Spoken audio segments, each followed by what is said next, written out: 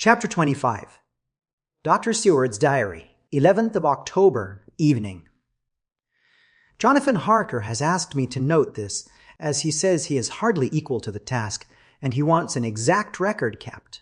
I think that none of us were surprised when we were asked to see Mrs. Harker a little before the time of sunset. We have of late come to understand that sunrise and sunset are to her times of peculiar freedom, when her old self can be manifest without any controlling force subduing or restraining her, or inciting her to action. This mood or condition begins some half hour or more before actual sunrise or sunset, and lasts till either the sun is high, or whilst the clouds are still aglow with the rays streaming above the horizon. At first there is a sort of negative condition, as if some tie were loosened, and then the absolute freedom quickly follows.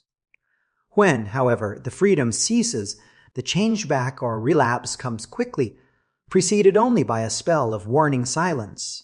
Tonight, when we met, she was somewhat constrained, and bore all the signs of an internal struggle. I put it down myself to her making a violent effort at the earliest instant she could do so. A very few minutes, however, gave her complete control of herself. Then, motioning to her husband to sit beside her on the sofa, where she was half reclining, she made the rest of us bring chairs up close. Taking her husband's hand in hers, she began. "We are all here together in freedom, for perhaps the last time. I know, dear, I know that you will always be with me to the end." This was to her husband, whose hand had, as we could see, tightened upon hers. "In the morning we go out upon our task, and God alone knows what may be in store for any of us. You are going to be so good to me as to take me with you. I know that all the brave, earnest men can do for a poor weak woman, whose soul perhaps is lost. No, not yet, but is at any rate at stake. You will do. But you must remember that I am not as you are. There is a poison in my blood, in my soul, which may destroy me, which must destroy me, unless some relief comes to us. Oh, my friends, you know as well as I do that my soul is at stake, and though I know there is one way out for me, you must not, and I must not take it." She looked appealingly to us all in turn, beginning and ending with her husband. "What is that way?" asked Van Helsing in a hoarse voice. "What is that way which we must not, may not take?" "That I may die now, either by my own hand or that of another, before the greater evil is entirely wrought. I know, and you know, that were I once dead, you could and would set free my immortal spirit, even as you did my poor Lucy's. Were death, or the fear of death, the only thing that stood in the way, I would not shrink to die here, now, amidst the friends who love me, but death is not all.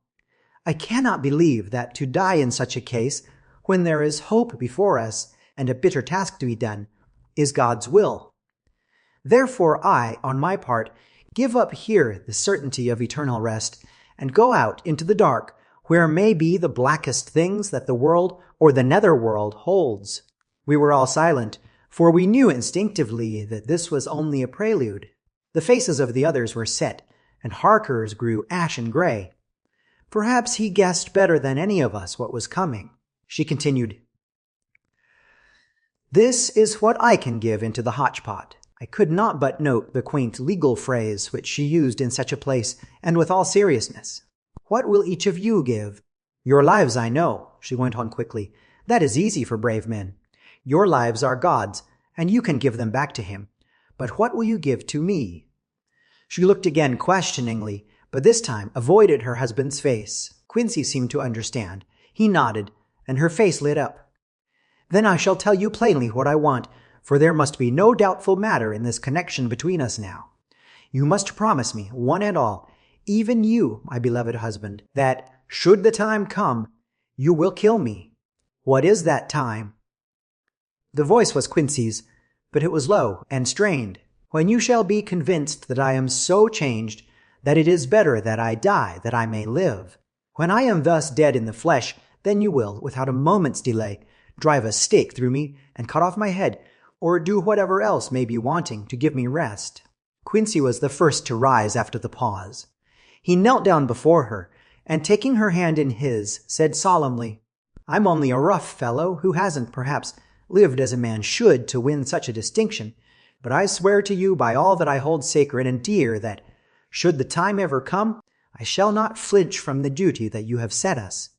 And I promise you, too, that I shall make all certain, for if I am only doubtful, I shall take it that the time has come. My true friend, was all she could say amid her fast-falling tears as, bending over, she kissed his hand. I swear the same, my dear Madam Mina, said Van Helsing. And I, said Lord Godalming, each of them in turn kneeling to her to take the oath. I followed myself. Then her husband turned to her, wan-eyed and with a greenish pallor, which subdued the snowy whiteness of his hair, and asked, And must I, too, make such a promise, O my wife? You too, my dearest, she said, with infinite yearning of pity in her voice and eyes. You must not shrink. You are nearest and dearest and all the world to me. Our souls are knit into one, for all life and all time. Think, dear, that there have been times when brave men have killed their wives and their womenkind to keep them from falling into the hands of the enemy. Their hands did not falter any the more because those that they loved implored them to slay them. It is men's duty towards those whom they love in such times of sore trial. And oh, my dear, if it is to be that I must meet death at any hand, let it be at the hand of him that loves me best. Dr. Van Helsing, I have not forgotten your mercy in poor Lucy's case to him who loved. She stopped with a flying blush and changed her phrase. To him who had best right to give her peace. If that time shall come again, I look to you to make it a happy memory of my husband's life, that it was his loving hand which set me free from the awful thrall upon me. Again I swear, came the professor's resonant voice. Mrs. Harker smiled, positively smiled, as with a sigh of relief she leaned back and said, And now one word of warning, a warning which you must never forget. This time, if it ever come, may come quickly and unexpectedly, and in such case you must lose no time in using your opportunity. At such a time I myself might be, nay, if the time ever comes, shall be, leagued with your enemy against you. One more request. She became very solemn as she said this. It is not vital and necessary like the other, but I want you to do one thing for me if you will. We all acquiesced, but no one spoke. There was no need to speak. I want you to read the burial service. She was interrupted by a deep groan from her husband. Taking his hand in hers, she held it over her heart and continued, You must read it over me some day. Whatever may be the issue of all this fearful state of things, it will be a sweet thought to all or some of us. You, my dearest, will, I hope, read it, for then it will be in your voice in my memory forever, come what may. But oh, my dear one, he pleaded, death is afar off from you. Nay, she said, holding up a warning hand, I am deeper in death at this moment than if the weight of an earthly grave lay heavy upon me. Oh, my wife, must I read it? He said, before he began. It would comfort me, my husband, was all she said. And he began to read when she had got the book ready. How could anyone, tell of that strange scene, its solemnity, its gloom, its sadness, its horror, and withal its sweetness? Even a skeptic, who can see nothing but a travesty of bitter truth in anything holy or emotional, would have been melted to the heart had he seen that little group of loving and devoted friends kneeling round that stricken and sorrowing lady, or heard the tender passion of her husband's voice, as in tones so broken with emotion that often he had to pause, he read the simple and beautiful service from the burial of the dead. I cannot go on. Words and voice fail me. She was right in her instinct. Strange as it all was, bizarre as it may hereafter seem even to us who felt its potent influence at the time, it comforted us much, and the silence which showed Mrs. Harker's coming relapse from her freedom of soul did not seem so full of despair to any of us as we had dreaded. Jonathan Harker's Journal. 15th of October, Varna. We left Charing Cross on the morning of the 12th, got to Paris the same night, and took the places secured for us in the Orient Express. We travelled night and day, arriving here at about 5 o'clock. Lord Godalming went to the consulate to see if any telegram had arrived for him, whilst the rest of us came on to this hotel, the Odysseus. The journey may have had incidents. I was, however, too eager to get on to care for them. Until the Tsarina Catherine comes into port, there will be no interest for me in anything in the wide world. Thank God Mina is well, and looks to be getting stronger. Her color is coming back. She sleeps a great deal. Throughout the journey, she slept nearly all the time. Before sunrise and sunset, however, she is very wakeful and alert, and it has become a habit for Van Helsing to hypnotize her at such times. At first, some effort was needed, and he had to make many passes, but now she seems to yield at once as if by habit, and scarcely any action is needed. He seems to have power at these particular moments to simply will, and her thoughts obey him. He always asks her what she can see and hear. She answers to the first, "Nothing, all is dark," and to the second, "I can hear the waves lapping against the ship and the water rushing by. Canvas and cordage strain, and masts and yards creak. The wind is high, I can hear it in the shrouds, and the bow throws back the foam." It is evident that the Tsarina Catherine is still at sea, hastening on her way to Varna. Lord Godalming has just returned. He had 4 telegrams, one each day since we started, and all to the same effect, that the Tsarina Catherine had not been reported to Lloyd's from anywhere. He had arranged before leaving London that his agent should send him every day a telegram saying if the ship had been reported. He was to have a message even if she were not reported, so that he might be sure that there was a watch being kept at the other end of the wire. We had dinner and went to bed early. Tomorrow we are to see the vice-consul, and to arrange, if we can, about getting on board the ship as soon as she arrives. Van Helsing says that our chance will be to get on the boat between sunrise and sunset. The Count, even if he takes the form of a bat, cannot cross the running water of his own volition, and so cannot leave the ship. As he dare not change to man's form without suspicion, which he evidently wishes to avoid, he must remain in the box. If then we can come on board after sunrise, he is at our mercy, for we can open the box and make short of him, as we did of poor Lucy, before he wakes. What mercy he shall get from us will not count for much. We think that we shall not have much trouble with officials or the seamen. Thank God, this is the country where bribery can do anything, and we are well supplied with money. We have only to make sure that the ship cannot come into port between sunset and sunrise without our being warned, and we shall be safe. Judge Moneybag will settle this case, I think. 16th of October. Mina's report still the same, lapping waves and rushing water, darkness and favoring winds. We are evidently in good time, and when we hear of the Tsarina Catherine we shall be ready. As she must pass the Dardanelles, we are sure to have some report.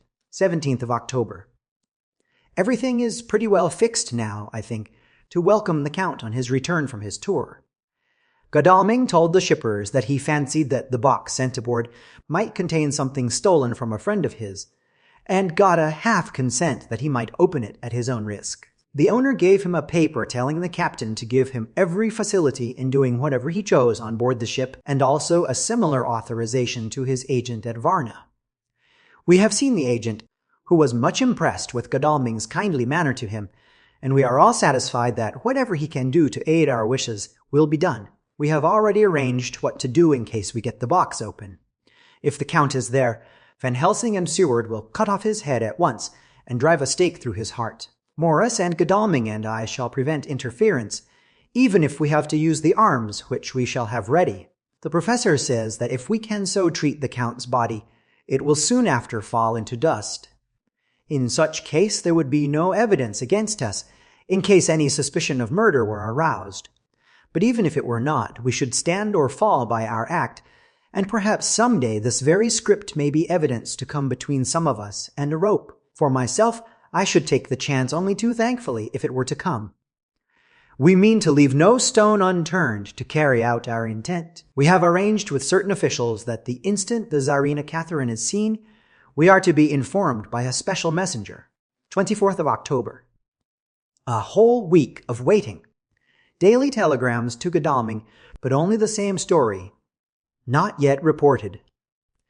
Mina's morning and evening hypnotic answer is unvaried: lapping waves, rushing water, and creaking masts.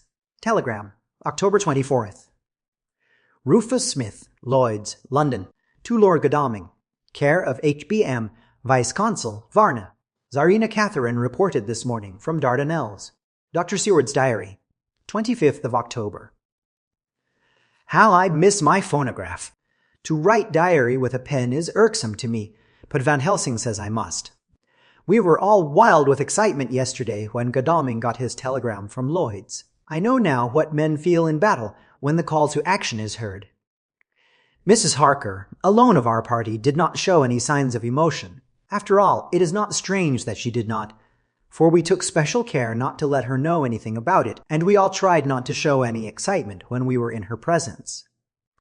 In old days, she would, I am sure, have noticed, no matter how we might have tried to conceal it, but in this way she is greatly changed during the past 3 weeks. The lethargy grows upon her, and though she seems strong and well, and is getting back some of her color, Van Helsing and I are not satisfied.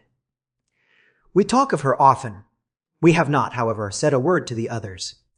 It would break poor Harker's heart, certainly his nerve, if he knew that we had even a suspicion on the subject. Van Helsing examines, he tells me, her teeth very carefully whilst she is in the hypnotic condition, for he says that so long as they do not begin to sharpen, there is no active danger of a change in her. If this change should come, it would be necessary to take steps. We both know what those steps would have to be, though we do not mention our thoughts to each other. We should neither of us shrink from the task, awful though it be to contemplate. Euthanasia is an excellent and a comforting word. I am grateful to whoever invented it. It is only about 24 hours' sail from the Dardanelles to here, at the rate the Tsarina Catherine has come from London. She should therefore arrive sometime in the morning, but as she cannot possibly get in before then, we are all about to retire early. We shall get up at 1 o'clock, so as to be ready. 25th of October, noon.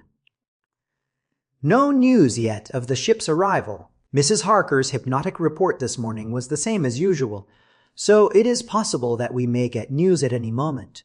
We men are all in a fever of excitement, except Harker, who is calm. His hands are cold as ice, and an hour ago I found him whetting the edge of the great Gurkha knife, which he now always carries with him. It will be a bad lookout for the Count if the edge of that kukri ever touches his throat, driven by that stern, ice-cold hand. Van Helsing and I were a little alarmed about Mrs. Harker today. About noon she got into a sort of lethargy, which we did not like. Although we kept silent to the others, we were neither of us happy about it. She had been restless all the morning, so that we were at first glad to know that she was sleeping. When, however, her husband mentioned casually that she was sleeping so soundly that he could not wake her, we went to her room to see for it ourselves. She was breathing naturally and looked so well and peaceful that we agreed that the sleep was better for her than anything else. Poor girl, she has so much to forget that it is no wonder that sleep, if it brings oblivion to her, does her good later. Our opinion was justified, for when, after a refreshing sleep of some hours, she woke up, she seemed brighter and better than she had been for days. At sunset she made the usual hypnotic report. Wherever he may be in the Black Sea, the Count is hurrying to his destination, to his doom, I trust. 26th of October. Another day, and no tidings of the Tsarina Catherine. She ought to be here by now. That she is still journeying somewhere is apparent, for Mrs. Harker's hypnotic report at sunrise was still the same. It is possible that the vessel may be lying by, at times, for fog.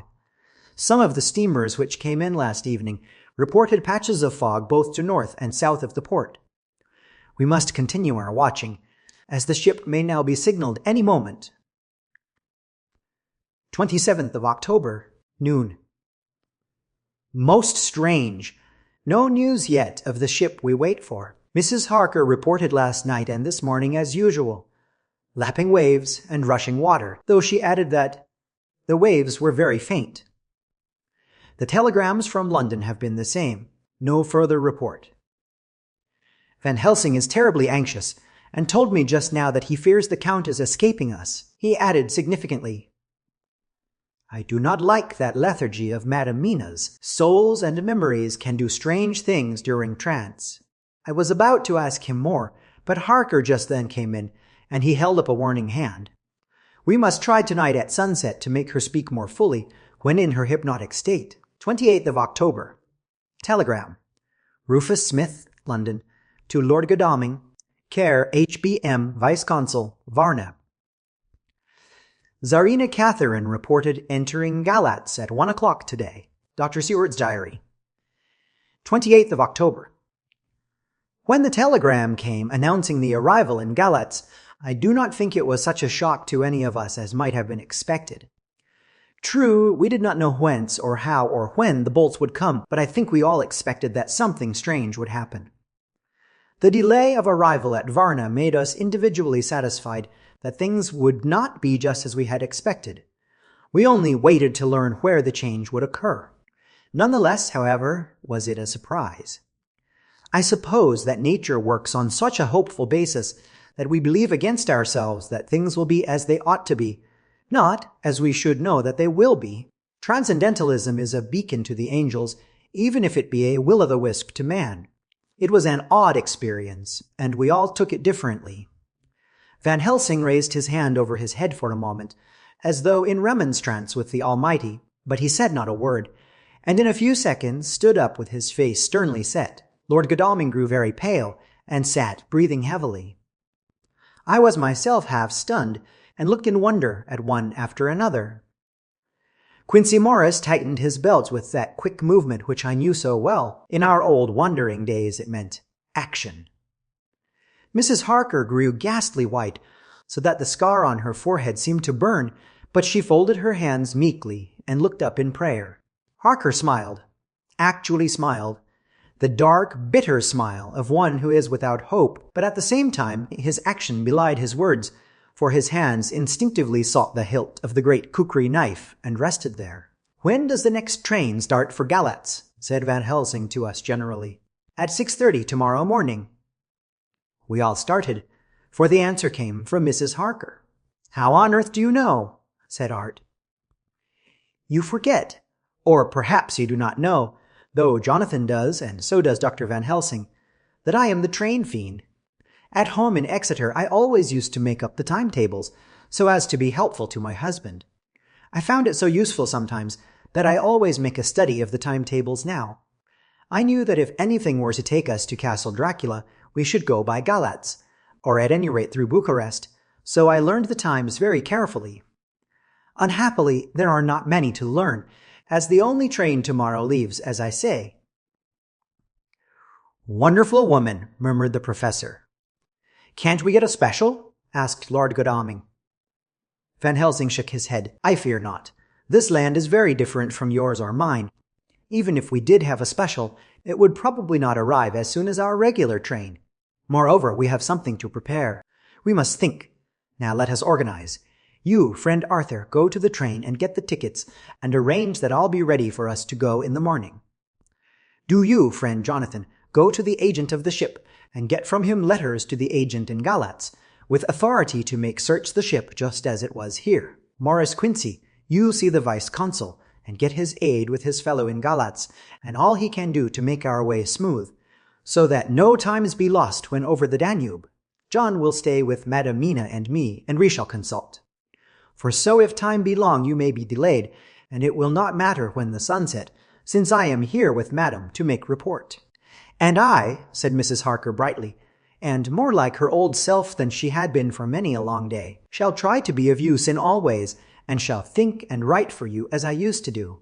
Something is shifting from me in some strange way, and I feel freer than I have been of late." The three younger men looked happier at the moment as they seemed to realize the significance of her words, but Van Helsing and I, turning to each other, met each a grave and troubled glance. We said nothing at the time, however. When the three men had gone out to their tasks, Van Helsing asked Mrs. Harker to look up the copy of the diaries and find him the part of Harker's journal at the castle. She went away to get it. When the door was shut upon her, he said to me, "We mean the same. Speak out." "There is some change.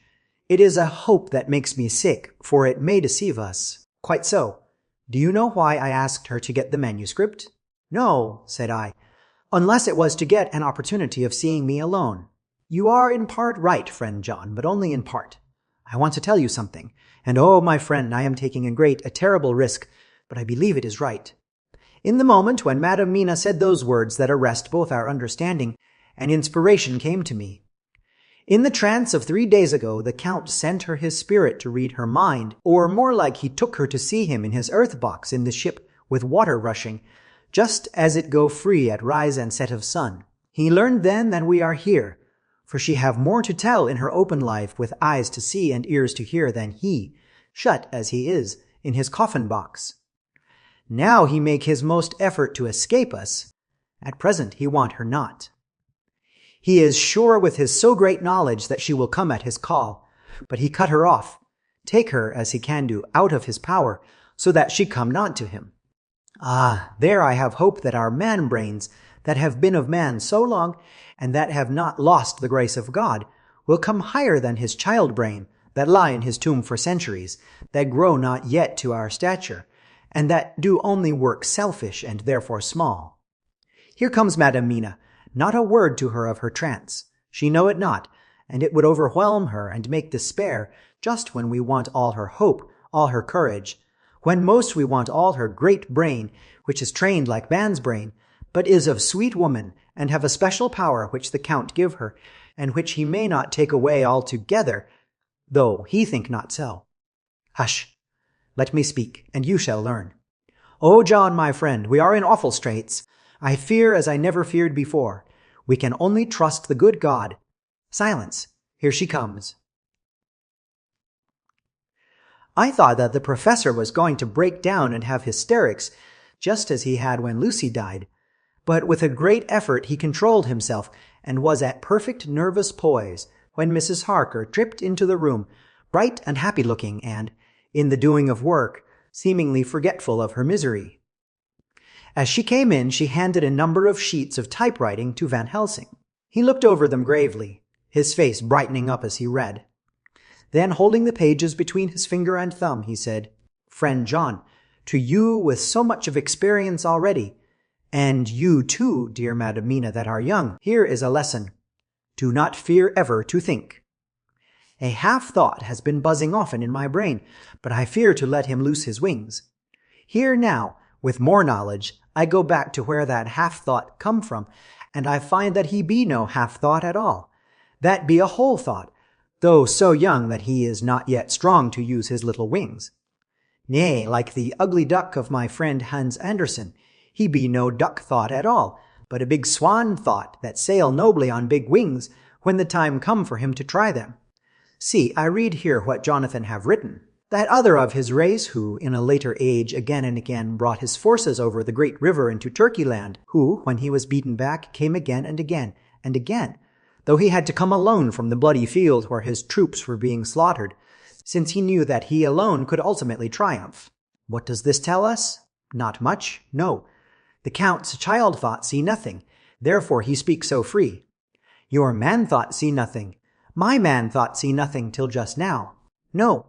But there comes another word from someone who speak without thought, because she, too, know not what it mean, what it might mean.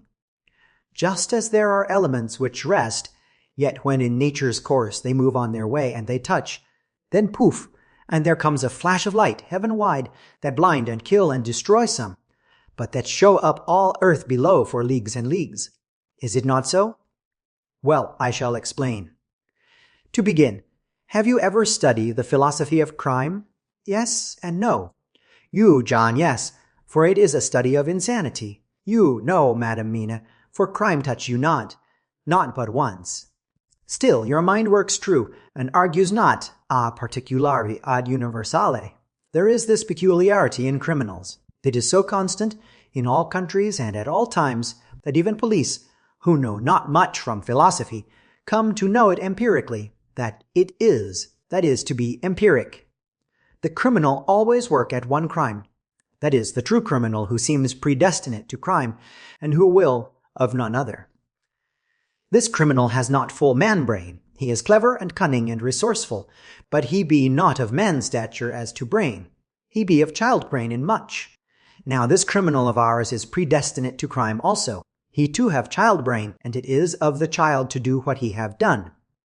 The little bird, the little fish, the little animal learn not by principle, but empirically, and when he learn to do, then there is to him the ground to start from to do more.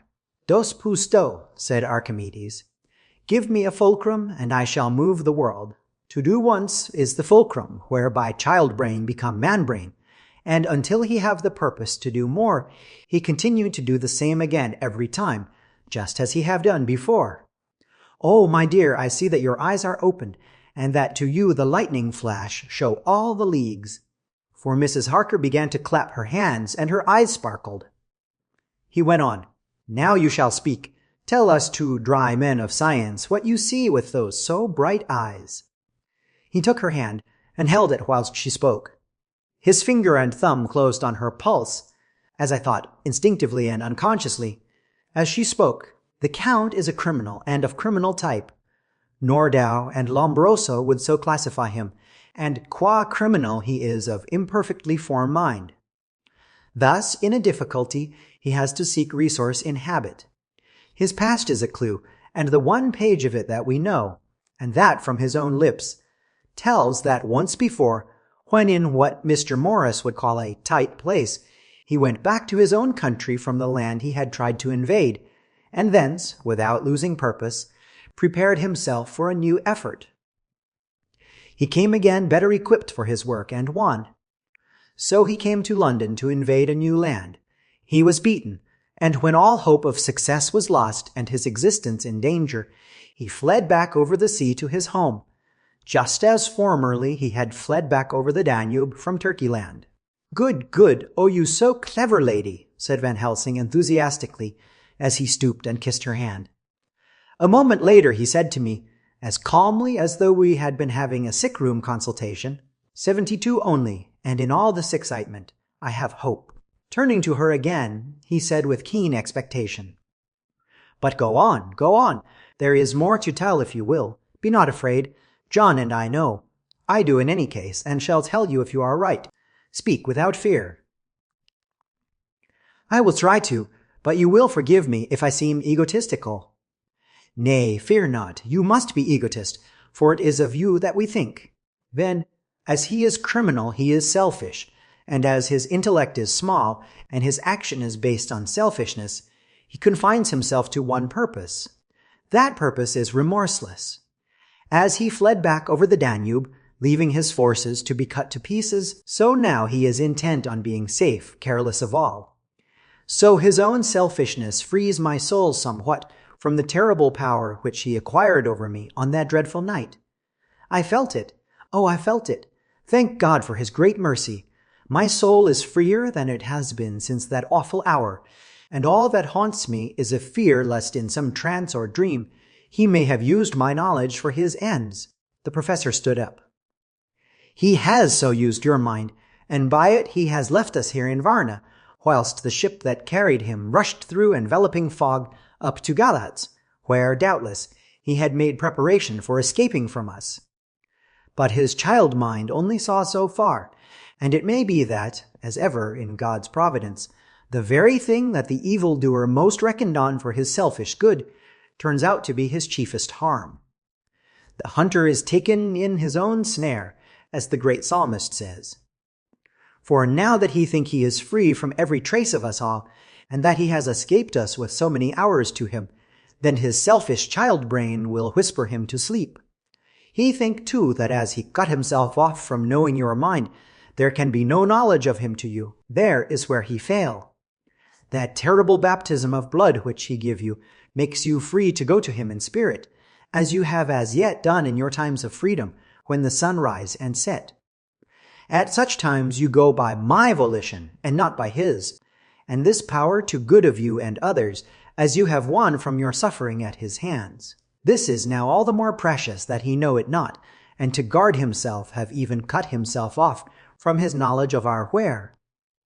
We, however, are not selfish, and we believe that God is with us through all this blackness, and these many dark hours.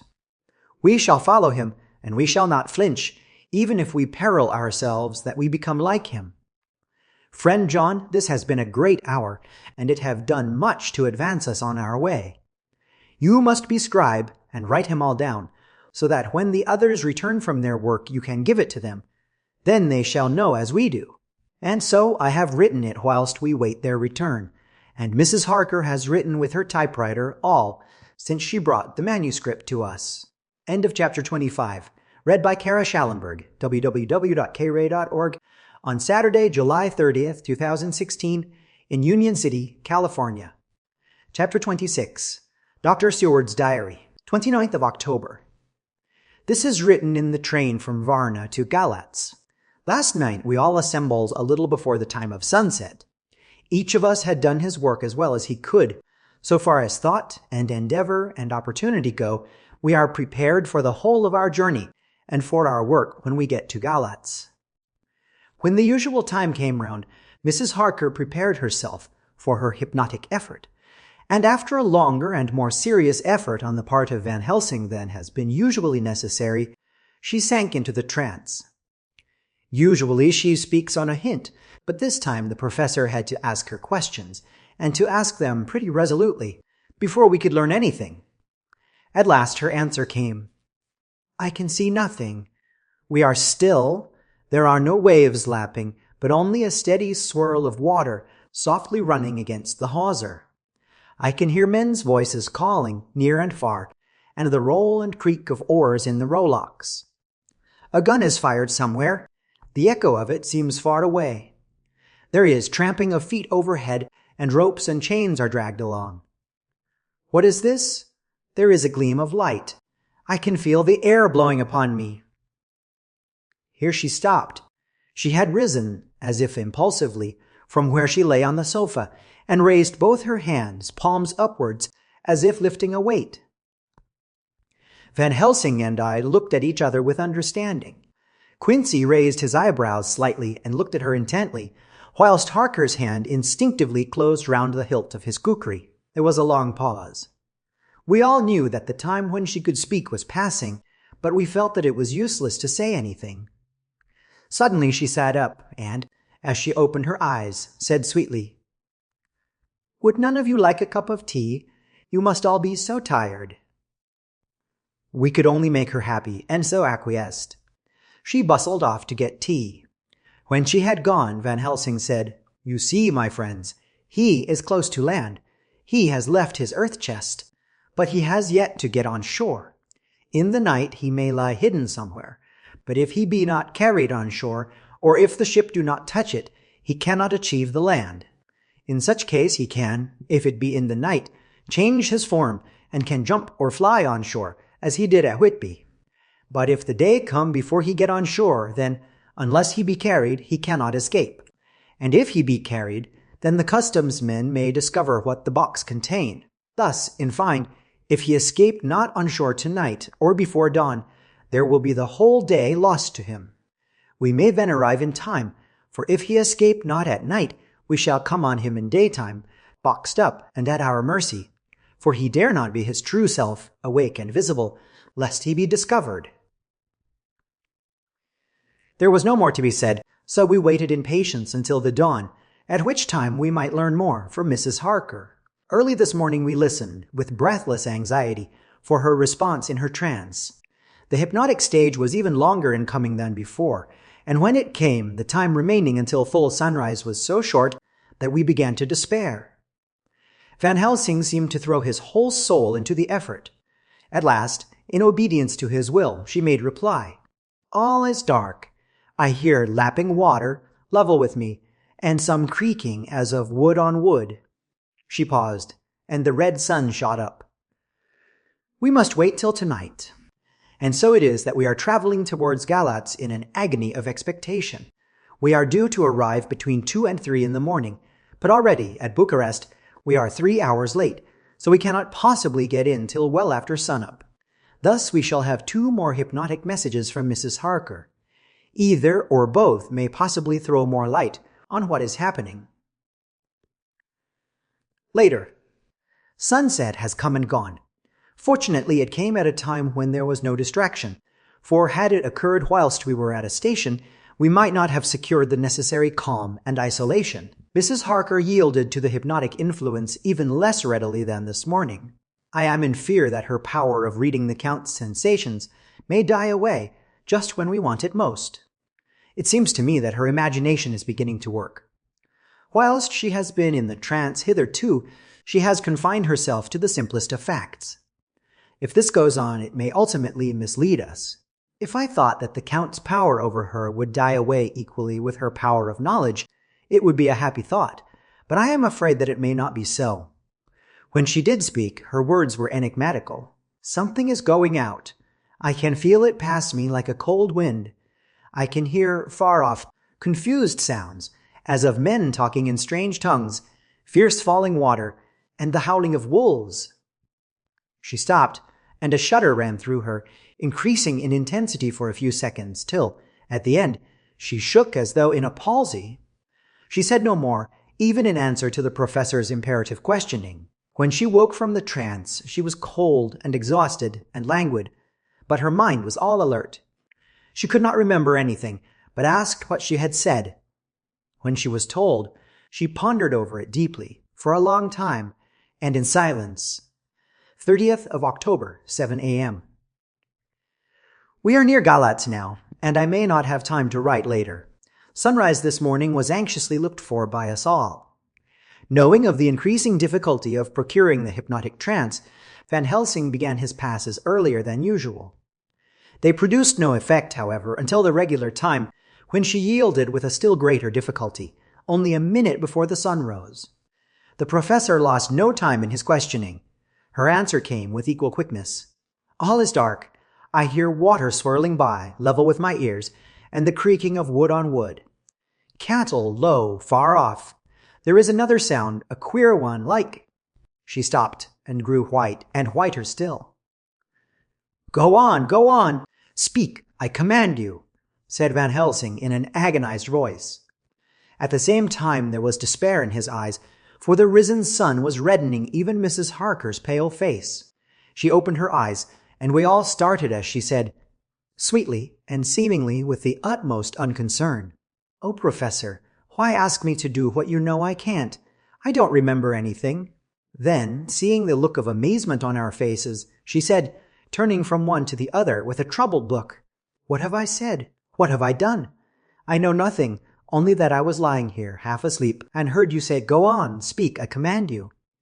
It seems so funny to hear you order me about, as if I were a bad child." "Oh, Madam Mina," he said sadly, "it is proof, if proof be needed, of how I love and honor you, when a word for your good, spoken more earnest than ever, can seem so strange, because it is to order her whom I am proud to obey. The whistles are sounding. We are nearing Galatz. We are on fire with anxiety and eagerness." Mina Harker's Journal, 30th of October. Mr. Morris took me to the hotel where our rooms had been ordered by telegraph, he being the one who could best be spared, since he does not speak any foreign language. The forces were distributed much as they had been at Varna, except that Lord Godalming went to the vice-consul, as his rank might serve as an immediate guarantee of some sort to the official, we being in extreme hurry. Jonathan and the two doctors went to the shipping agent to learn particulars of the arrival of the Tsarina Catherine. Later, Lord Godalming has returned. The consul is away, and the vice-consul sick, so the routine work has been attended to by a clerk. He was very obliging, and offered to do anything in his power. Jonathan Harker's Journal, 30th of October. At 9 o'clock, Dr. Van Helsing, Dr. Seward, and I called on Messrs. Mackenzie and Steinkopf, the agents of the London firm of Hapgood. They had received a wire from London in answer to Lord Godalming's telegraphed request, asking us to show them any civility in their power. They were more than kind and courteous, and took us at once on board the Tsarina Catherine, which lay at anchor out in the river harbor.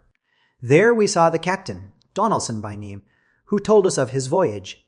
He said that in all his life he had never had so favorable a run. "Man," he said, "but it made us afeard, for we expected that we should have to pay for it with some rare piece of ill luck, so as to keep up the average.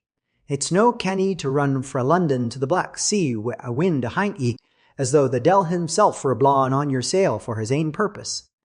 And a' the time we could no speer a thing. Gin we were nigh a ship or a port or a headland, a fog fell on us and travelled wi' us, till when after it had lifted and we looked out, the devil a thing could we see. We ran by Gibraltar without being able to signal, until we came to the Dardanelles and had to wait to get our permit to pass. We never were within hail of aught.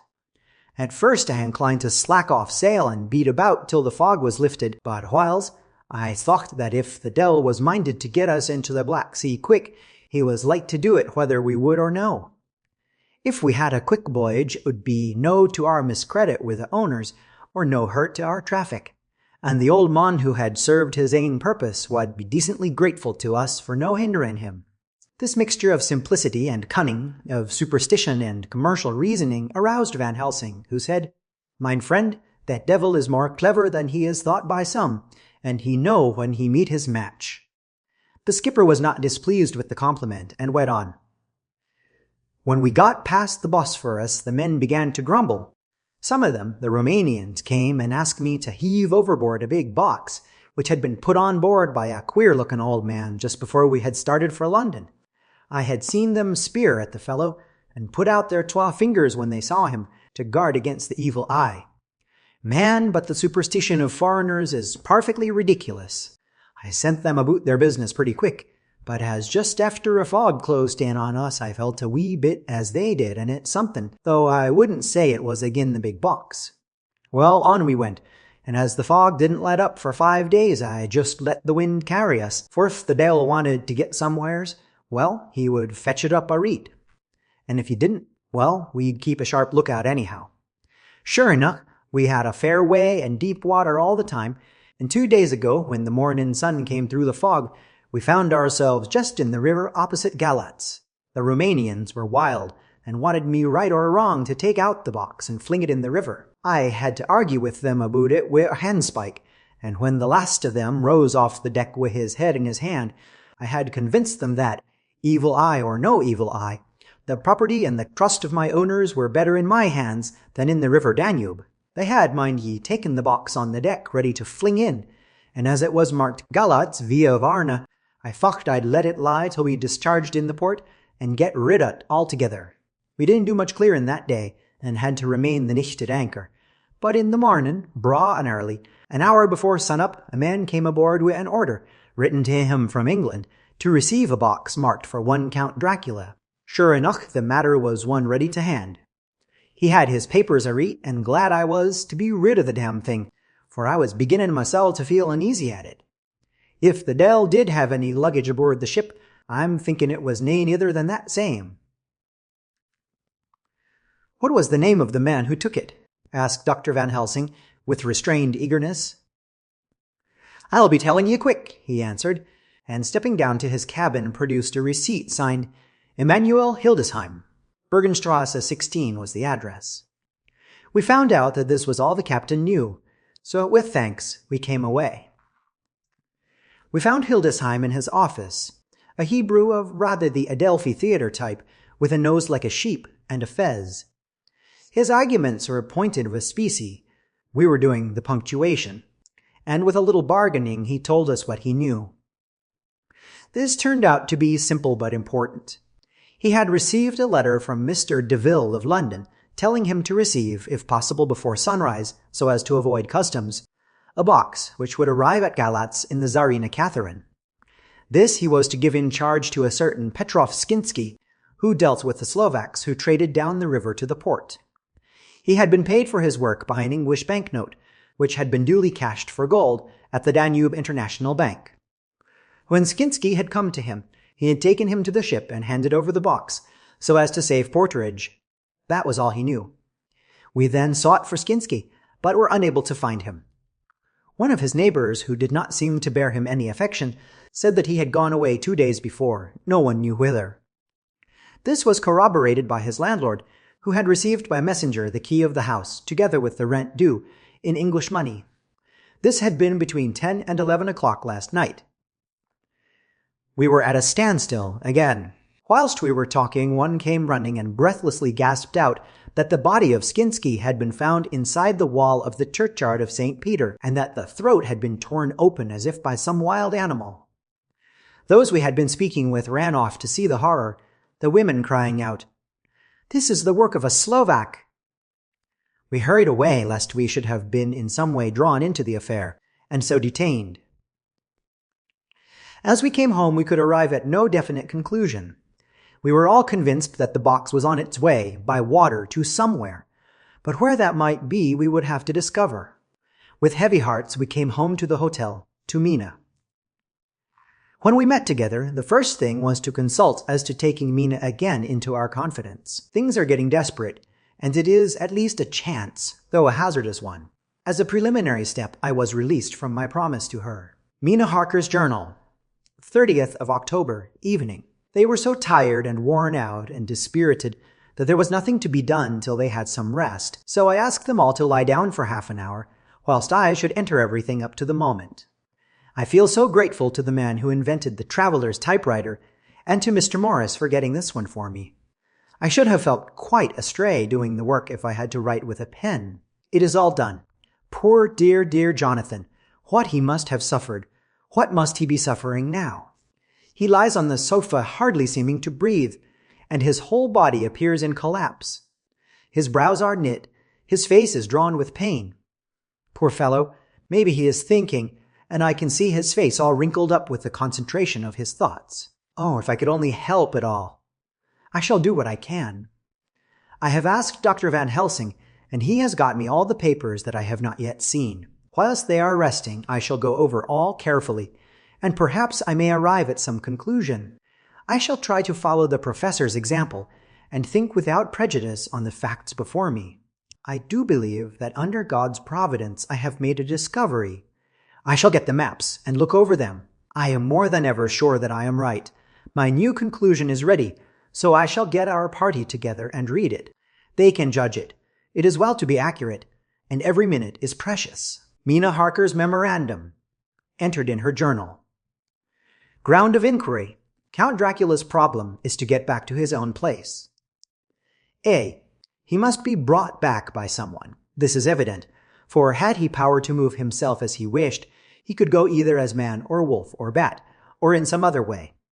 He evidently fears discovery or interference, in the state of helplessness in which he must be, confined as he is between dawn and sunset in his wooden box.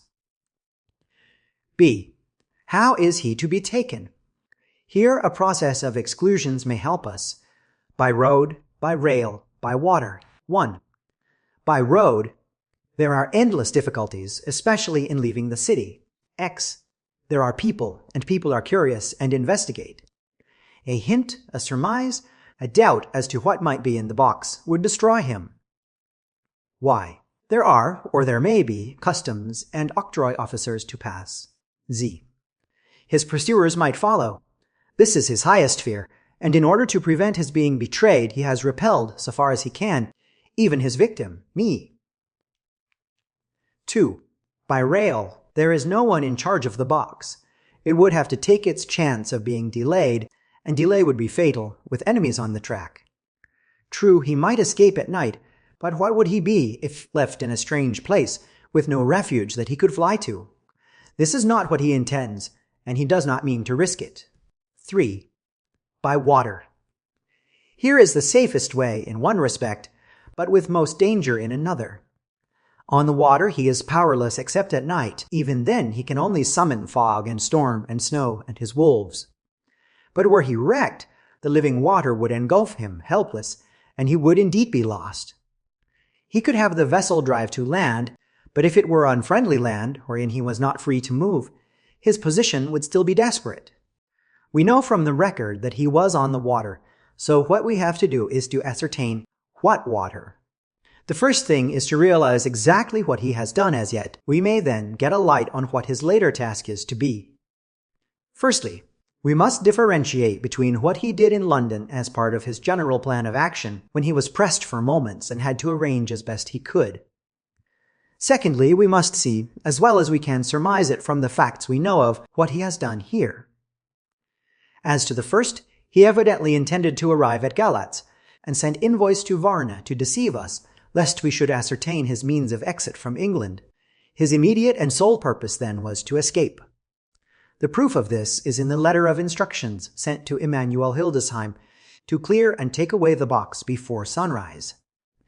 There is also the instruction to Petrov Skinsky. These we must only guess at, but there must have been some letter or message since Skinsky came to Hildesheim. That, so far, his plans were successful, we know. The Tsarina Catherine made a phenomenally quick journey, so much so that Captain Donelson's suspicions were aroused. But his superstition, united with his canniness, played the Count's game for him, and he ran with his favoring wind through fogs and all till he brought up blindfold at Galatz. That the Count's arrangements were well made has been proved. Hildesheim cleared the box, took it off, and gave it to Skinsky. Skinsky took it, and here we lose the trail. We only know that the box is somewhere on the water, moving along. The customs and the octroi, if there be any, have been avoided. Now we come to what the Count must have done after his arrival on land at Galatz. The box was given to Skinsky before sunrise. At sunrise, the Count could appear in his own form. Here we ask why Skinsky was chosen at all to aid in the work. In my husband's diary, Skinsky is mentioned as dealing with the Slovaks who trade down the river to the port, and the man's remark that the murder was the work of a Slovak showed the general feeling against his class. The Count wanted isolation. My surmise is this, that in London the Count decided to get back to his castle by water as the most safe and secret way. He was brought from the castle by Zgani, and probably they delivered their cargo to Slovaks, who took the boxes to Varna, for there they were shipped for London.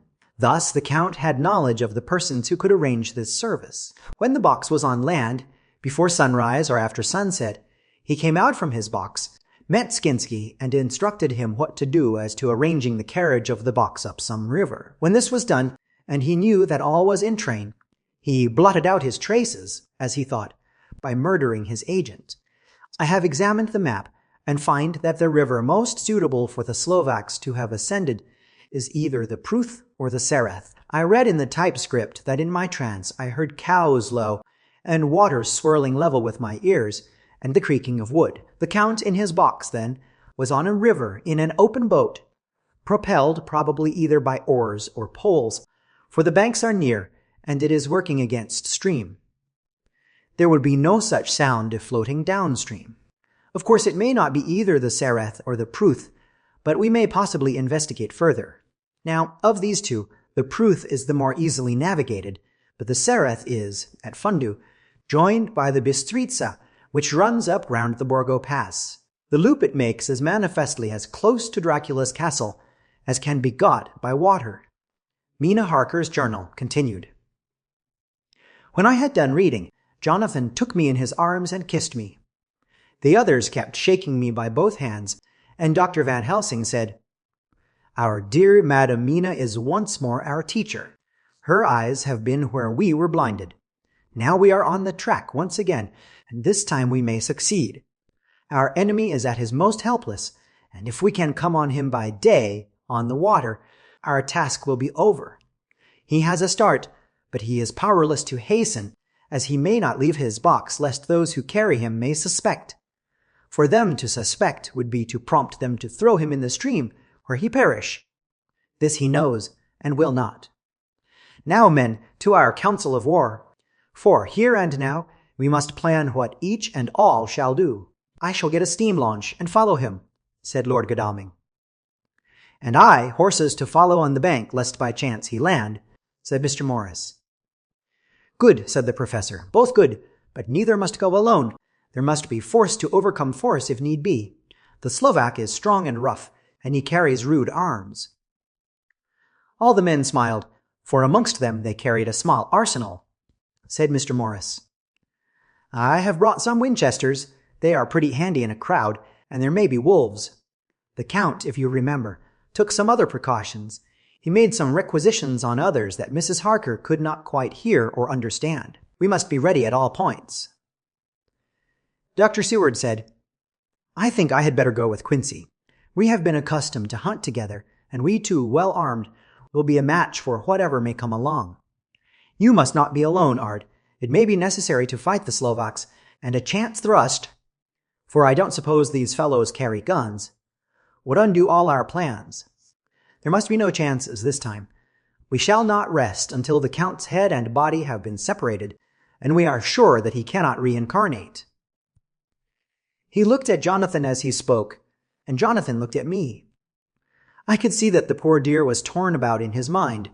Of course he wanted to be with me, but then the boat service would, most likely, be the one which would destroy the vampire.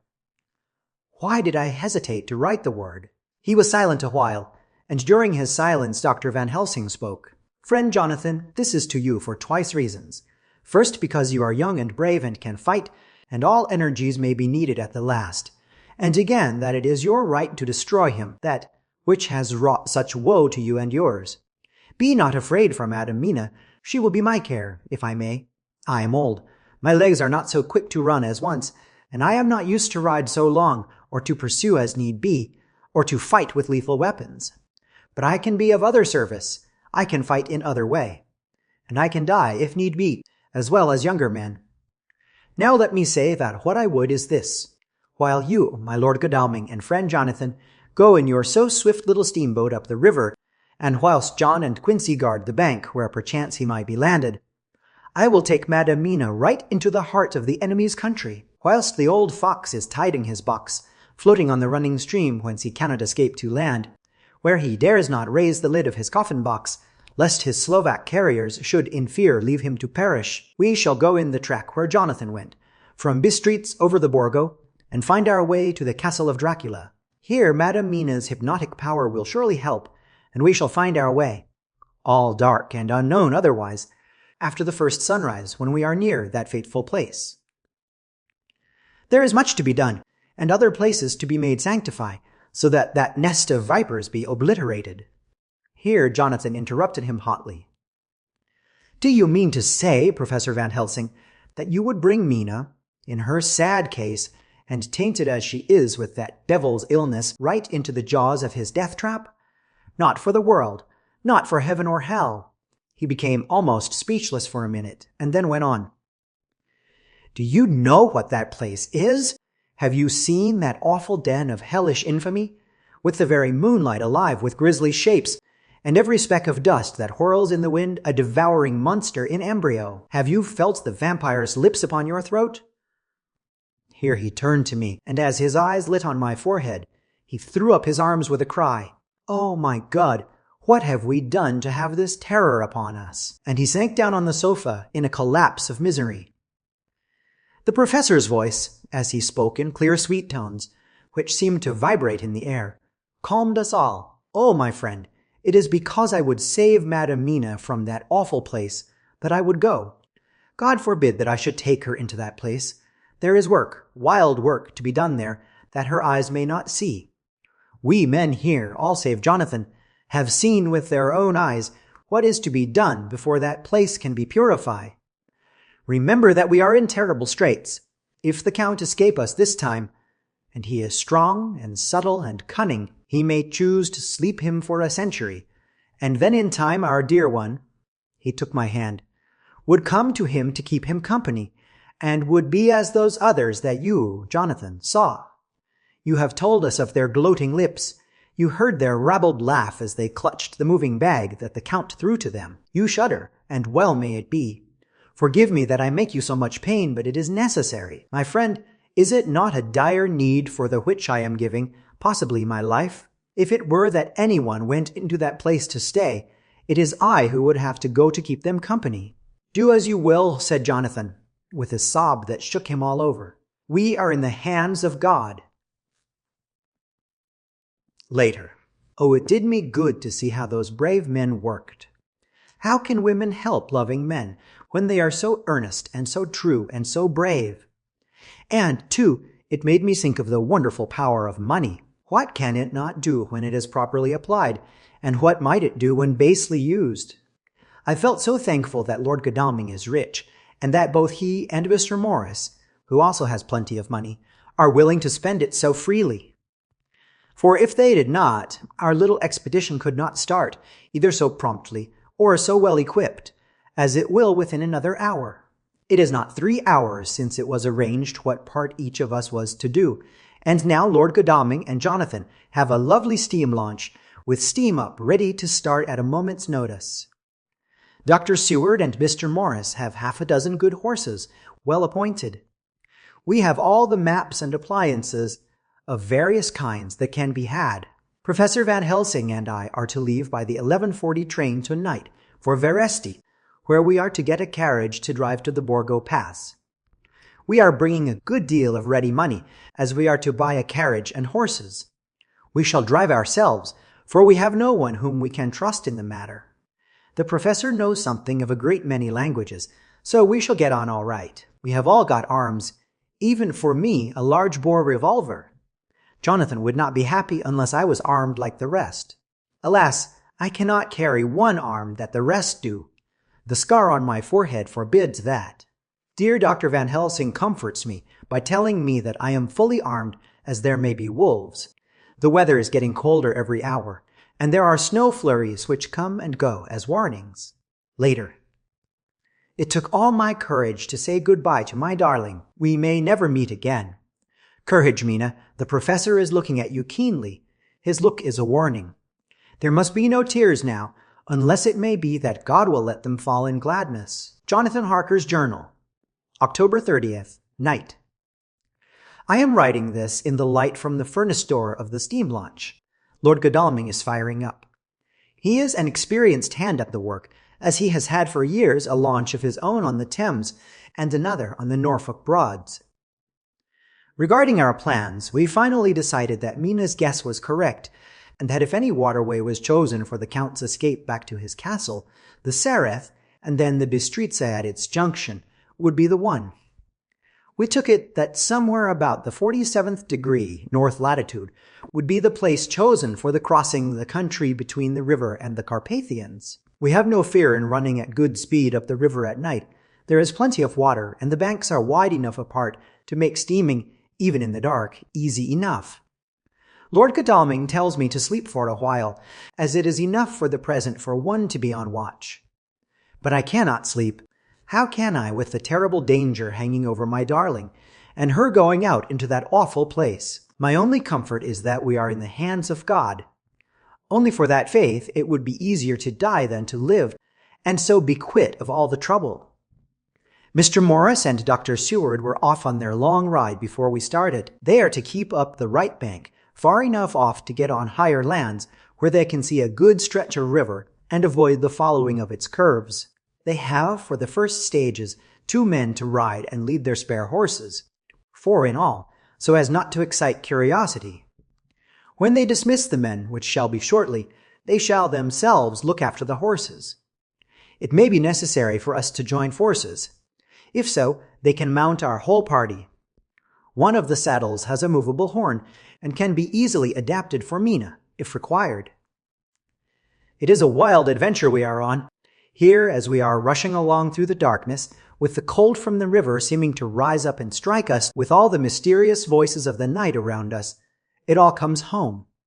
We seem to be drifting into unknown places and unknown ways, into a whole world of dark and dreadful things. Godalming is shutting the furnace door. 31st of October. Still hurrying along.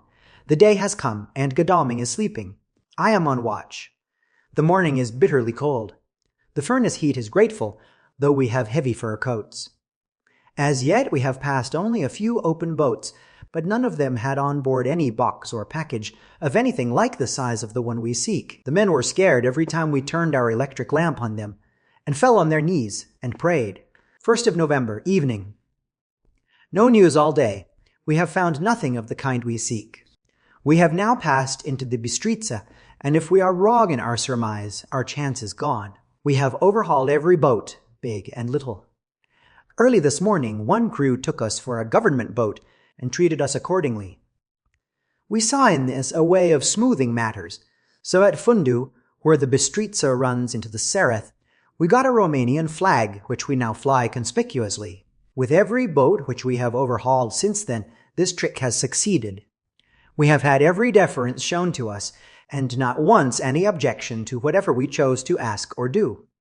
Some of the Slovaks tell us that a big boat passed them, going at more than usual speed, as she had a double crew on board. This was before they came to Fundu, so they could not tell us whether the boat turned into the Bistrica or continued on up the Sereth. At Fundu we could not hear of any such boat, so she must have passed there in the night. I am feeling very sleepy. The cold is perhaps beginning to tell upon me, and nature must have rest sometime. Godalming insists that he shall keep the first watch. God bless him for all his goodness to poor dear Mina and me. 2nd of November, morning. It is broad daylight. That good fellow would not wake me. He says it would have been a sin to, for I slept peacefully and was forgetting my trouble. It seems brutally selfish for me to have slept so long and let him watch all night, but he was quite right. I am a new man this morning, and, as I sit here and watch him sleeping, I can do all that is necessary both as to minding the engine, steering, and keeping watch. I can feel that my strength and energy are coming back to me. I wonder where Mina is now, and Van Helsing. They should have got to Varesti about noon on Wednesday. It would take them some time to get the carriage and horses, so if they had started and traveled hard, they would be about now at the Borgo Pass. God guide and help them. I am afraid to think what may happen. If we could only go faster, but we cannot. The engines are throbbing and doing their utmost. I wonder how Dr. Seward and Mr. Morris are getting on. There seem to be endless streams running down the mountains into this river, but as none of them are very large, at present at all events, though they are terrible doubtless in winter and when the snow melts, the horsemen may not have met such obstruction. I hope that before we get to Strasbourg we may see them, for if by that time we have not overtaken the Count, it may be necessary to take counsel together what to do next. Dr. Seward's Diary, 2nd of November. 3 days on the road, no news, and no time to write it if there had been, for every moment is precious. We have had only the rest needful for the horses, but we are both bearing it wonderfully. Those adventurous days of ours are turning up useful. We must push on. We shall never feel happy till we get the launch in sight again. 3rd of November. We heard at Fundu that the launch had gone up the Bistrica. I wish it wasn't so cold. There are signs of snow coming, and if it falls heavy, it will stop us. In such case, we must get a sledge and go on, Russian fashion. 4th of November. Today we heard of the launch having been detained in an accident when trying to force a way up the rapids. The Slovak boats get up all right, by aid of a rope and steering with knowledge. Some went up only a few hours before. Godalming is an amateur fitter himself, and evidently it was he who put the launch in trim again. Finally they got up the rapids all right, with local help, and are off on the chase afresh. I fear that the boat is not any better for the accident. The peasantry tell us that after she got upon smooth water again, she kept stopping every now and again, so long as she was in sight. We must push on harder than ever. Our help may be wanted soon. I will strengthen me with breakfast, and then I will to my terrible work. Madam Mina still sleeps, and, God be thanked, she is calm in her sleep. Jonathan Harker's Journal. 4th of November, evening. The accident to the launch has been a terrible thing for us. Only for it we should have overtaken the boat long ago, and by now my dear Mina would have been free. I fear to think of her, off on the wolds near that horrid place. We have got horses, and we follow on the track. I note this whilst Godalming is getting ready. We have our arms. The Zgani must look out if they mean fight. Oh, if only Morris and Seward were with us. We must only hope. If I write no more, goodbye, Mina. God bless and keep you. Dr. Seward's Diary, 5th of November. With the dawn, we saw the body of Zgani before us dashing away from the river with their lighter wagon. They surrounded it in a cluster and hurried along as though beset. The snow is falling lightly, and there is a strange excitement in the air. It may be our own feelings, but the depression is strange. Far off I hear the howling of wolves. The snow brings them down from the mountains, and there are dangers to all of us, and from all sides. The horses are nearly ready, and we are soon off. We ride to death of someone. God alone knows who, or where, or what, or when, or how it may be. Dr. Van Helsing's Memorandum. 5th of November, afternoon. I am at least sane. Thank God for that mercy at all events, though the proving it has been dreadful. When I left Madam Mina sleeping within the holy circle, I took my way to the castle. The blacksmith hammer which I took in the carriage from Veresti was useful. Though the doors were all open, I broke them off the rusty hinges, lest some ill intent or ill chance should close them, so that being entered I might not get out. Jonathan's bitter experience served me here. By memory of his diary, I found my way to the old chapel, for I knew that here my work lay. The air was oppressive. It seemed as if there was some sulphurous fume, which at times made me dizzy. Either there was a roaring in my ears, or I heard afar off the howl of wolves. Then I bethought me of my dear Madam Mina, and I was in terrible plight. The dilemma had me between his horns. Her I had not dared to take into this place, but left safe from the vampire in that holy circle, and yet even there would be the wolf. I resolved me that my work lay here, and that as to the wolves we must submit, if it were God's will. At any rate, it was only death and freedom beyond. So did I choose for her. Had it but been for myself, the choice had been easy. The maw of the wolf were better to rest in than the grave of the vampire, so I make my choice to go on with my work. I knew that there were at least 3 graves to find, graves that are in habit. So I search, and I find one of them. She lay in her vampire sleep, so full of life and voluptuous beauty that I shudder as though I have come to do murder. Ah, I doubt not that in old time, when such things were, many a man who set forth to do such a task as mine found at the last his heart fail him, and then his nerve. So he delay and delay and delay, till the mere beauty and the fascination of the wanton undead have hypnotized him, and he remain on and on till sunset come, and the vampire sleep be over. Then the beautiful eyes of the fair woman open and look love, and the voluptuous mouth present to a kiss, and man is weak. And there remain one more a victim in the vampire fold, one more to swell the grim and grisly ranks of the undead. There is some fascination, surely, when I am moved by the mere presence of such an one, even lying as she lay in a tomb fretted with age and heavy with the dust of centuries, though there be that horrid odor such as the lairs of the Count have had. Yes, I was moved. I, Van Helsing, with all my purpose and with my motive for hate, I was moved to a yearning for delay, which seemed to paralyze my faculties and to clog my very soul. It may have been that the need of natural sleep and the strange oppression of the air were beginning to overcome me.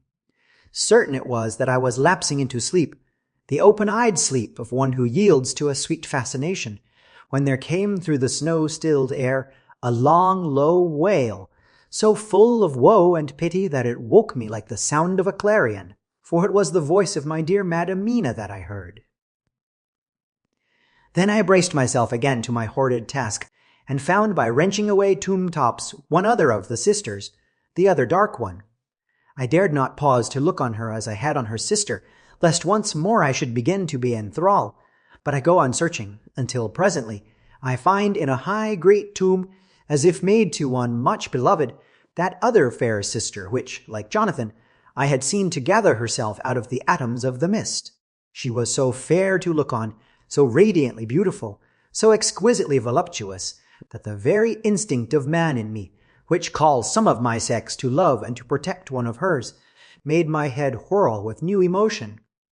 But God be thanked, that soul wail of my dear Madam Mina had not died out of my ears, and before the spell could be wrought further upon me, I had nerved myself to my wild work. By this time I had searched all the tombs in the chapel, so far as I could tell, and as there had been only 3 of these undead phantoms around us in the night, I took it that there were no more of active undead existent. There was one great tomb, more lordly than all the rest, huge it was, and nobly proportioned. On it was but one word, Dracula. This then was the undead home of the king vampire, to whom so many more were due. Its emptiness spoke eloquent to make certain what I knew. Before I began to restore these women to their dead selves through my awful work, I laid in Dracula's tomb some of the wafer, and so banished him from it, undead, forever. Then began my terrible task, and I dreaded it. Had it been but one, it had been easy, comparative. But 3! To begin twice more, after I had been through a deed of horror. For if it was terrible with the sweet Miss Lucy, what would it not be with these strange ones who had survived through centuries, and who had been strengthened by the passing of the years, who would, if they could, have fought for their foul lives? Oh, my friend John, but it was butcher work. Had I not been nerved by thoughts of other dead, and of the living over whom hung such a pall of fear, I could not have gone on. I tremble and tremble even yet, though till all was over, God be thanked, my nerve did stand. Had I not seen the repose in the first place, and the gladness that stole over it just ere the final dissolution came, as realization that the soul had been won, I could not have gone further with my butchery. I could not have endured the horrid screeching as the stake drove home, the plunging of writhing form, and lips of bloody foam. I should have fled in terror and left my work undone, but it is over. And the poor souls, I can pity them now, and weep, as I think of them placid, each in her full sleep of death, for a short moment ere fading. For, friend John, hardly had my knife severed the head of each, before the whole body began to melt away and crumble into its native dust, as though the death that should have come centuries agone had at last assert himself, and say at once, and loud, I am here. Before I left the castle I so fixed its entrances that never more can the Count enter there, undead. When I stepped into the circle where Madam Mina slept, she woke from her sleep, and seeing me, cried out in pain that I had endured too much. Come, she said, come away from this awful place. Let us go to meet my husband, who is, I know, coming towards us. She was looking thin and pale and weak, but her eyes were pure and glowed with fervor. I was glad to see her paleness and her illness, for my mind was full of the fresh horror of that ruddy vampire sleep. And so with trust and hope, and yet full of fear, we go eastward to meet our friends, and him whom Madam Mina tell me that she know are coming to meet us. Mina Harker's Journal. 6th of November. It was late in the afternoon when the professor and I took our way towards the east, whence I knew Jonathan was coming. We did not go fast, though the way was steeply downhill, for we had to take heavy rugs and wraps with us. We dared not face the possibility of being left without warmth in the cold and the snow. We had to take some of our provisions, too, for we were in a perfect desolation, and, so far as we could see through the snowfall, there was not even the sign of habitation. When we had gone about a mile, I was tired with the heavy walking, and sat down to rest. Then we looked back, and saw where the clear line of Dracula's castle cut the sky, for we were so deep under the hill whereon it was set, that the angle of perspective of the Carpathian mountains was far below it. We saw it in all its grandeur, perched 1,000 feet on the summit of a sheer precipice, and with seemingly a great gap between it and the steep of the adjacent mountain on any side. There was something wild and uncanny about the place. We could hear the distant howling of wolves. They were far off, but the sound, even though coming muffled through the deadening snowfall, was full of terror. I knew from the way Dr. Van Helsing was searching about that he was trying to seek some strategic point where we would be less exposed in case of attack. The rough roadway still led downwards. We could trace it through the drifted snow. In a little while the professor signaled to me, so I got up and joined him. He had found a wonderful spot, a sort of natural hollow in a rock, with an entrance like a doorway between two boulders. He took me by the hand and drew me in. See, he said, here you will be in shelter, and if the wolves do come, I can meet them one by one. He brought in our furs and made a snug nest for me, and got out some provisions and forced them upon me, but I could not eat. To even try to do so was repulsive to me, and much as I would have liked to please him, I could not bring myself to the attempt. He looked very sad, but did not reproach me. Taking his field glasses from the case, he stood on the top of the rock and began to search the horizon. Suddenly he called out, "Look, Madam Mina, look, look!" I sprang up and stood beside him on the rock. He handed me his glasses and pointed. The snow was now falling more heavily and swirled about fiercely, for a high wind was beginning to blow. However, there were times when there were pauses between the snow flurries, and I could see a long way round. From the height where we were, it was possible to see a great distance, And far off, beyond the white waste of snow, I could see the river lying like a black ribbon in kinks and curls as it wound its way, straight in front of us and not far off. In fact, so near that I wondered we had not noticed before, came a group of mounted men hurrying along. In the midst of them was a cart, a long lighter wagon, which swept from side to side like a dog's tail wagging, with each stern inequality of the road. Outlined against the snow as they were, I could see from the men's clothes that they were peasants or gypsies of some kind. On the cart was a great square chest. My heart leaped as I saw it, for I felt that the end was coming. The evening was now drawing close, and well I knew that at sunset the thing, which was till then imprisoned there, would take new freedom, and could in any of many forms elude all pursuit. In fear I turned to the professor. To my consternation, however, he was not there. An instant later I saw him below me. Round the rock he had drawn a circle, such as we had found shelter in last night. When he had completed it, he stood beside me again, saying, "At least you shall be safe here from him." He took the glasses from me, and at the next lull of the snow swept the whole space below us. "See," he said, "they come quickly. They are flogging the horses, and galloping as hard as they can." He paused and went on in a hollow voice. "They are racing for the sunset. We may be too late. God's will be done." Down came another blinding rush of driving snow, and the whole landscape was blotted out. It soon passed, however, and once more his glasses were fixed on the plain. Then came a sudden cry. "Look, look, look! See, 2 horsemen follow fast, coming up from the south. It must be Quincy and John. Take the glass. Look before the snow blots it all out." I took it and looked. The 2 men might be Dr. Seward and Mr. Morris. I knew at all events that neither of them was Jonathan.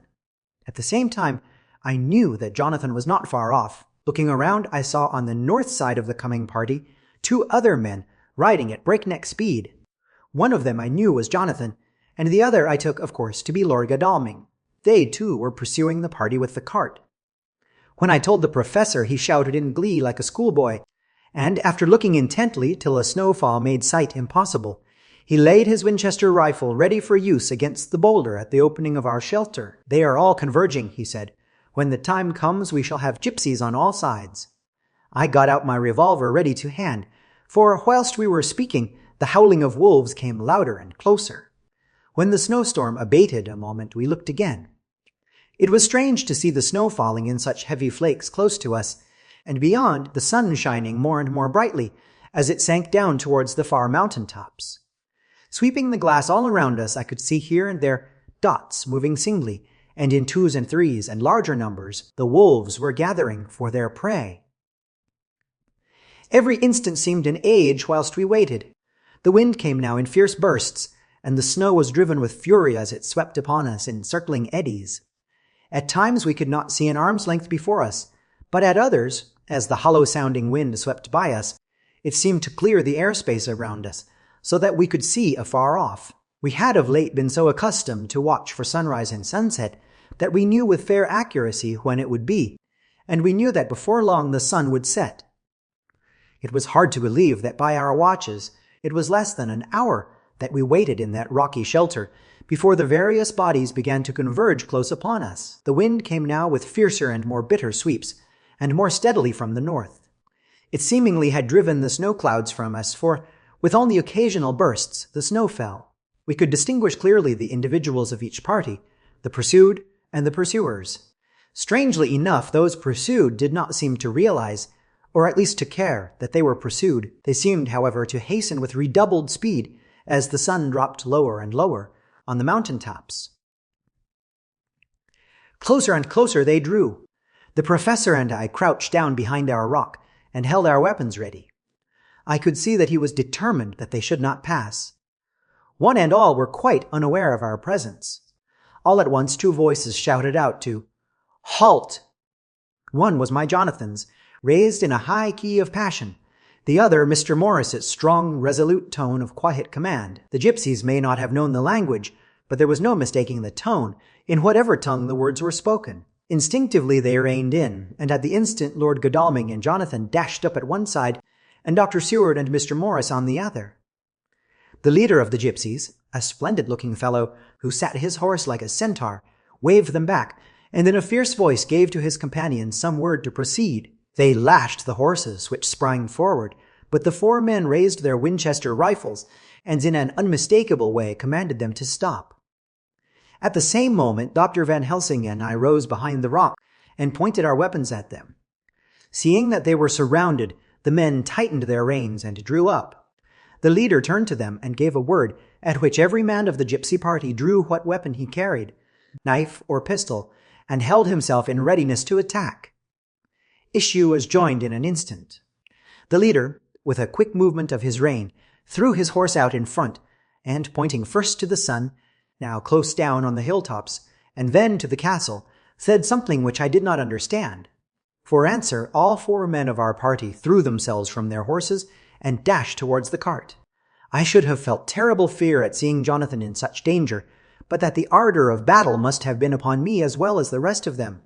I felt no fear, but only a wild surging desire to do something. Seeing the quick movement of our parties, the leader of the gypsies gave a command.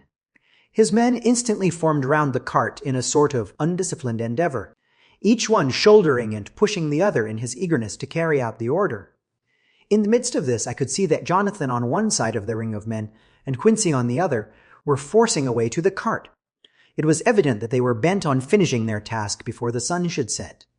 Nothing seemed to stop or even to hinder them. Neither the leveled weapons, nor the flashing knives of the gypsies in front, nor the howling of the wolves behind, appeared to even attract their attention. Jonathan's impetuosity and the manifest singleness of his purpose seemed to overawe those in front of him. Instinctively they cowered aside and let him pass. In an instant he had jumped upon the cart, and with a strength which seemed incredible, raised the great box and flung it over the wheel to the ground. In the meantime, Mr. Morris had had to use force to pass through his side of the ring of Sagani. All the time I had been breathlessly watching Jonathan, I had, with the tail of my eye, seen him pressing desperately forward, and had seen the knives of the gypsies flash as he won a way through them, and they cut at him. He had parried with his great bowie knife, and at first I thought that he too had come through in safety, but as he sprang beside Jonathan, who had by now jumped from the cart, I could see that with his left hand he was clutching at his side, and that the blood was spurting through his fingers. He did not delay notwithstanding this, for, as Jonathan with desperate energy attacked one end of the chest, attempting to prise off the lid with his great kukri knife, he attacked the other frantically with his bowie. Under the efforts of both men, the lid began to yield. The nails drew with a quick screeching sound, and the top of the box was thrown back. By this time, the gypsies, seeing themselves covered by the Winchesters and at the mercy of Lord Godalming and Dr. Seward, had given in and made no resistance. The sun was almost down on the mountain tops, and the shadows of the whole group fell long upon the snow. I saw the Count lying within the box upon the earth, some of which the rude falling from the cart had scattered over him. He was deathly pale, just like a waxen image, and the red eyes glared with the horrible vindictive look which I knew too well. As I looked, the eyes saw the sinking sun, and the look of hate in them turned to triumph. But on the instant came the sweep and flash of Jonathan's great knife. I shrieked as I saw it shear through the throat, whilst at the same moment Mr. Morris's bowie knife plunged into the heart. It was like a miracle, but before our very eyes, and almost in the drawing of a breath, the whole body crumbled into dust and passed from our sight. I shall be glad as long as I live that even in that moment of final dissolution, there was in the face a look of peace, such as I never could have imagined might have rested there. The castle of Dracula now stood out against the red sky, and every stone of its broken battlements was articulated against the light of the setting sun. The gypsies, taking us as in some way the cause of the extraordinary disappearance of the dead man, turned without a word and rode away as if for their lives. Those who were unmounted jumped upon the lighter wagon and shouted to the horsemen not to desert them. The wolves, which had withdrawn to a safe distance, followed in their wake, leaving us alone. Mr. Morris, who had sunk to the ground, leaned on his elbow, holding his hand pressed to his side. The blood still gushed through his fingers. I flew to him, for the holy circle did not now keep me back. So did the 2 doctors. Jonathan knelt behind him, and the wounded man laid back his head on his shoulder. With a sigh he took, with a feeble effort, my hand in that of his own which was unstained. He must have seen the anguish of my heart in my face, for he smiled at me and said, "I am only too happy to have been of any service." "Oh, God!" he cried suddenly, struggling up to a sitting posture and pointing to me. "It was worth for this to die. Look, look." The sun was now right down upon the mountain top, and the red gleams fell upon my face, so that it was bathed in rosy light. With one impulse the men sank on their knees, and a deep and earnest "Amen" broke from all as their eyes followed the pointing of his finger. The dying man spoke. "Now God be thanked that all this has not been in vain. See, the snow is not more stainless than her forehead. The curse has passed away, and, to our bitter grief, with a smile and in silence, he died. A gallant gentleman." Note: 7 years ago we all went through the flames, and the happiness of some of us since then is, we think, well worth the pain we endured.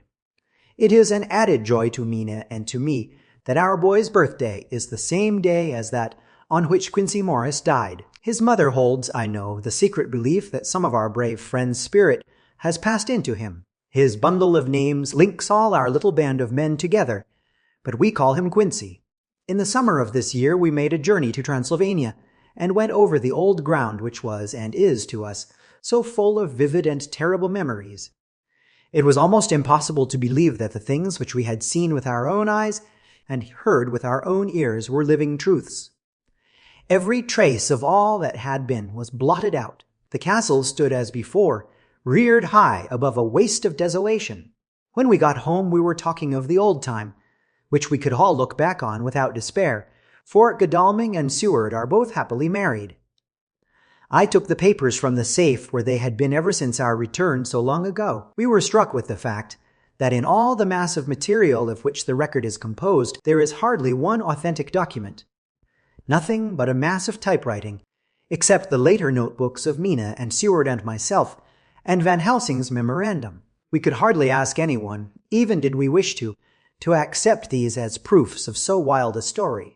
Van Helsing summed it all up, as he said, with our boy on his knee. "We want no proofs. We ask none to believe us. This boy will some day know what a brave and gallant woman his mother is. Already he knows her sweetness and loving care. Later on, he will understand how some men so loved her that they did dare much for her sake." Jonathan Harker. The End. End of Chapter 27 and the end of Dracula by Bram Stoker. Read by Kara Schallenberg, www.kray.org, on Tuesday, August 2nd, 2016, in Union City, California.